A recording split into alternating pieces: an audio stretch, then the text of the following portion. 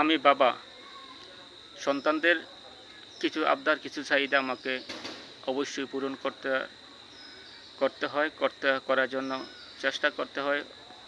প্রতিদিন আমার ছেলে মেয়ে দুজনের চাহিদা পূরণ করার জন্য আমাকে যথেষ্ট পরিমাণ শ্রম দিতে হয়, কাজ করতে হয়। কারণ একটাই, আমি বাবা।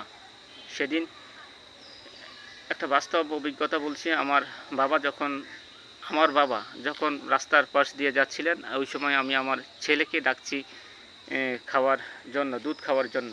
তখন হঠাৎ আমার বাবার কথা আমি মনে পড়ে গেল। আমার বাবাও হয়তো আমাকে এইভাবে ডেকেছেন, আমাকে যেভাবে আমার সন্তানকে ডাকছি। আসলেই বাবারা এমনই হয়। বাবারা সবসময় সন্তানদের মঙ্গল কামনার জন্য সর্বক্ষণিক থাকছেন। আমি সেদিন বাস্তব আমার জানালার পাশ দিয়ে যখন বাবাকে যেতে দেখেছি, বাবা হেঁটে বাড়ির দিকে যাচ্ছেন, আমি ডাকছি আমার সন্তানকে। আমার বাবাই তখন রাস্তার পাশ দিয়ে যাওয়ার সময় শুনেছি আমি ডাকছি আমার সন্তানকে। তখন আমার উপলব্ধি হয়েছে, আরে আমার বাবাও তো একসময় হয়তো আমাকে এভাবে ডেকেছেন। আজকে হয়তো আমিও বাবা হওয়ার কারণে আমি ওনার নাতিকে আমি বাবা হিসাবে ডাকছি। এই জিনিসটা আমার উপলব্ধি হয়েছে। সেই হওয়া থেকেই আজকের এই লাইভটি, এই ভিডিওটি করছি।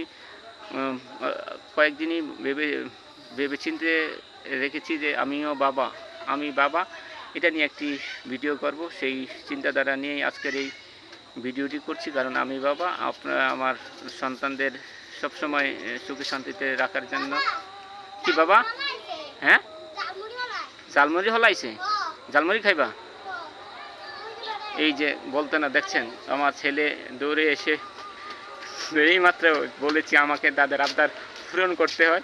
এইমাত্র এই কায় এদিকে আসো, এই এদিকে বাবার আসো, এদিকে আসো। আমার মোবাইল দিবা? হ্যাঁ, এই যে আমিও বাবা, কারণ তাদের চাহিদা আমাদের পূরণ করতে হয়। এই কিছুক্ষণ আগে বললাম, সে এখন জালমুড়ি দেখে 3 তলার ছাদে উঠেছে দৌড়ে, যে তাকে জালমুড়ি খাওয়ানোর জন্য জালমুড়ি দিতে হবে। সবার জালমুড়ি খাইবা? হ্যাঁ, হ্যাঁ। তার দুটো দাঁত নাই, সে দাঁতগুলো পড়ে গেছে, এখনো দাঁতগুলো উঠেনি। আজকে দাঁত উঠানোর জন্য ভিটামিন আনা হয়েছে, যদিও তারপরে খাওয়ার পরে সেই দাঁতগুলো তার উঠে।